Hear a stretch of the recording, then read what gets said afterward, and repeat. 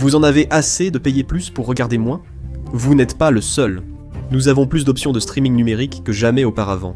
Mais de plus en plus de personnes choisissent de naviguer sur les 7 mers numériques. Il n'a jamais été aussi facile d'obtenir ce que vous voulez sur ces eaux dangereuses. Mais pourquoi le streaming illégal redevient-il populaire? À l'origine, la seule façon de pirater était de télécharger directement les fichiers, exposant ainsi votre ordinateur au virus et peut-être à des ennuis juridiques. D'innombrables adolescents l'ont appris à leurs dépens, et sont probablement restés méfiants depuis. Mais l'expérience du piratage d'aujourd'hui est tout à fait différente. La plupart des visiteurs de sites de piratage aujourd'hui ne téléchargent pas. Ils consultent simplement des sites hébergeant le contenu et proposant des liens externes. Ils permettent aux gens de regarder le contenu dans leur navigateur, avec l'avantage que l'utilisateur ne détient pas le matériel piraté. Ils se contentent de le regarder chez un propriétaire, et bonne chance pour trouver les coupables. Ces sites restent illégaux, car la protection du droit d'auteur n'a pas été affaiblie depuis la fin des années 90.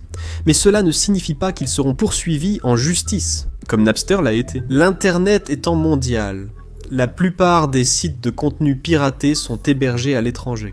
On peut le voir grâce au domaine à code inhabituel qui termine le site Nocom ici. Le seul moyen pour les ayants droit est de demander aux fournisseurs d'accès de retirer ces sites pour violation de la loi. Ce n'est qu'une solution temporaire. Ils créent souvent une version clonée avec une adresse web différente quelques jours plus tard, mais cela ne garantit pas la sécurité de ces sites. Les risques du piratage sur Internet aujourd'hui ne sont plus l'arrestation ou de fortes amendes, mais un ancien ennemi demeure. De nombreux sites étrangers contiennent des virus que l'utilisateur peut contracter en les visitant. Ce ne sont plus vraiment des virus capables de casser un ordinateur.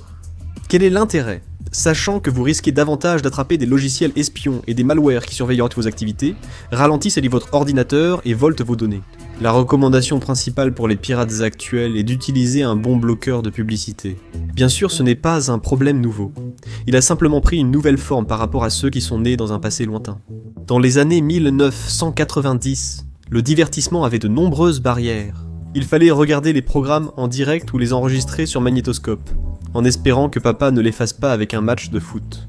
Pour les films, tu étais à la merci du choix du vidéoclub. Et ta seule option pour la musique, c'était d'acheter tout un album en CD, même si tu n'aimais qu'une seule chanson. Et si quelque chose ne se vendait pas, par exemple, si une série était annulée, ou si Disney enfermait un film dans son coffre-fort, c'était fini. Il n'y avait aucun moyen d'y accéder. Du moins légalement. Avec l'ouverture d'Internet au public, beaucoup ont cherché à l'utiliser pour obtenir des choses gratuites. Une fois que la musique et les films sont devenus numériques, il n'a pas fallu longtemps avant qu'ils soient d'extraits, copiés et envoyés, circulant à toute vitesse sur le web.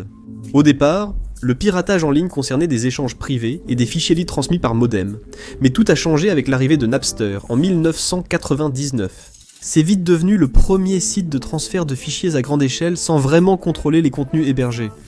Très vite, d'innombrables fichiers de contenu protégés par le droit d'auteur étaient échangés, en particulier de la musique, et cela a attiré l'attention de personnes très influentes.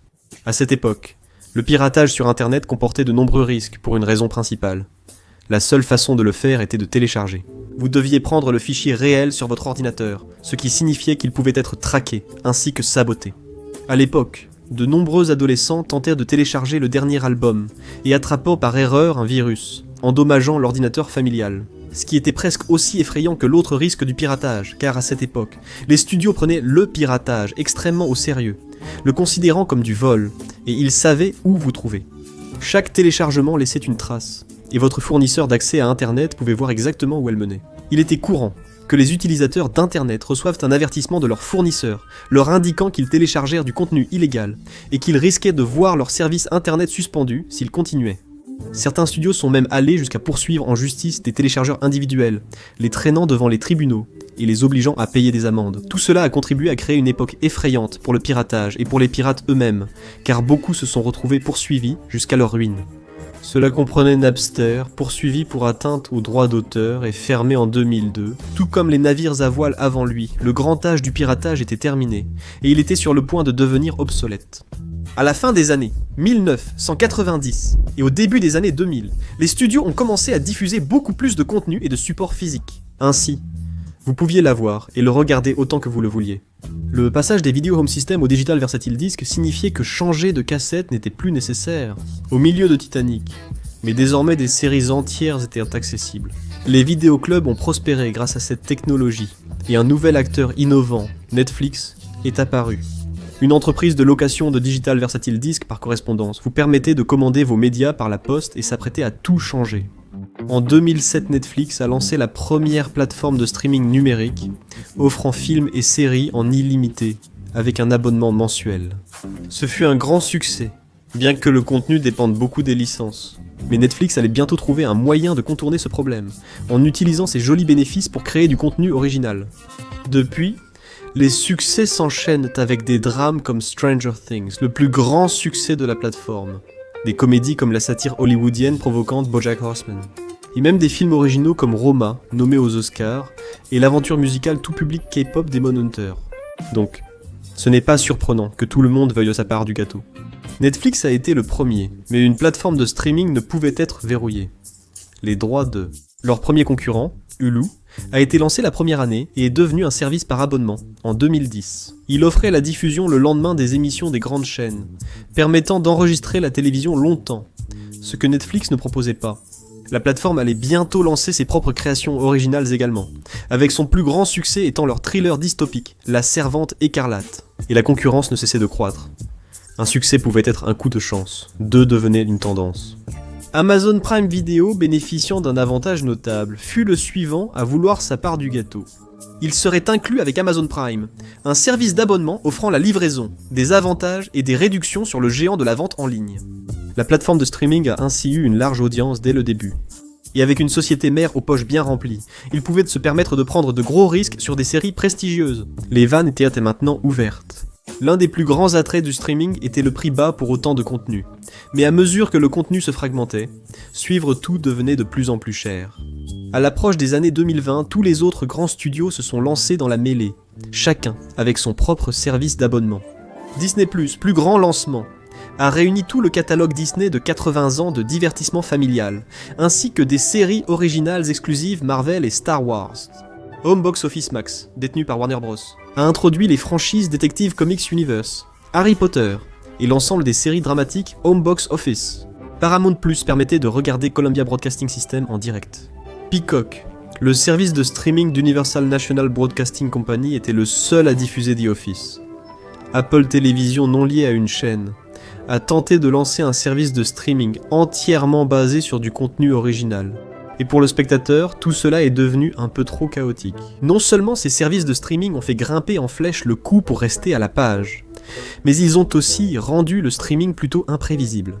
À l'époque de Netflix et Hulu seuls, beaucoup de contenus étaient licenciés, et ont fini sur d'autres plateformes de streaming.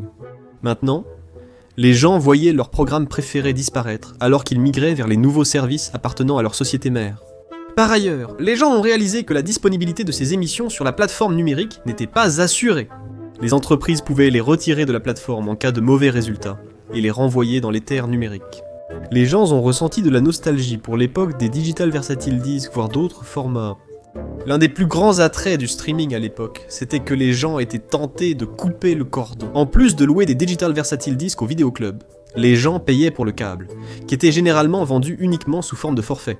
On s'abonnait à la compagnie de câble locale, souvent en situation de monopole, puis on choisissait un forfait. Même le forfait le moins cher coûtait plus de 50$ par mois, et cela venait avec un ensemble de chaînes que vous étiez obligé de prendre en lot. Même sans intérêt pour Food Network et en voulant seulement Comedy Central, vous étiez coincé. Le streaming proposait une solution bien plus simple et un prix unique pour de nombreux programmes, du moins à l'époque. Les services de streaming coûtent désormais plus de 10$ par mois, beaucoup proche de 20$. Cela signifie que si vous voulez vous abonner à tous, vous paierez près de 100$ par mois pour suivre toutes vos séries. Les seules exceptions sont Amazon Prime et Peacock, auxquels les abonnés peuvent accéder gratuitement s'ils ont la livraison Prime ou un service internet Comcast. L'autre moyen d'économiser est de choisir les offres groupées, ce qui ressemble de plus en plus au câble, contrairement à l'esprit du streaming.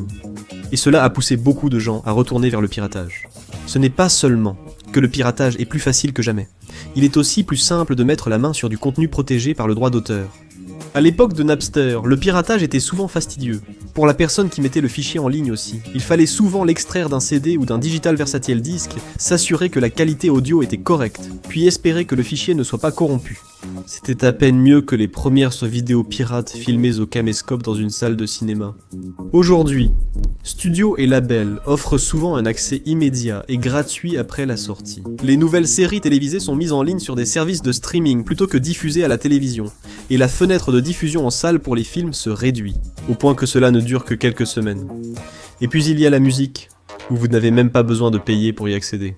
Le marché de la musique a beaucoup évolué depuis l'âge d'or des ventes d'albums.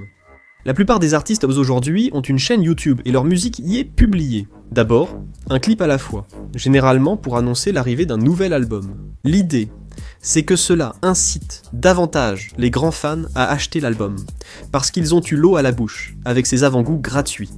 Les artistes gagnent aussi de l'argent grâce aux vues en streaming. Mais cela rend aussi toute leur musique facilement accessible au public, et elle peut être copiée et mise en ligne par n'importe qui. Les pirates sont aujourd'hui plus malins. Internet est désormais moins public. Les plus grands sites de piratage sont publics et plutôt louches, mais les petites communautés de pirates se cachent. Sur des plateformes comme Discord, les discussions privées sont plus difficiles à fermer et échappent souvent aux autorités. Les communautés privées sur Discord sont si efficaces que des révolutions y ont été lancées. Comme le gouvernement du Népal l'a découvert en 2025, les militants anti-piratage n'ont aucune chance. Contrôler la porte empêche même la loi d'entrer.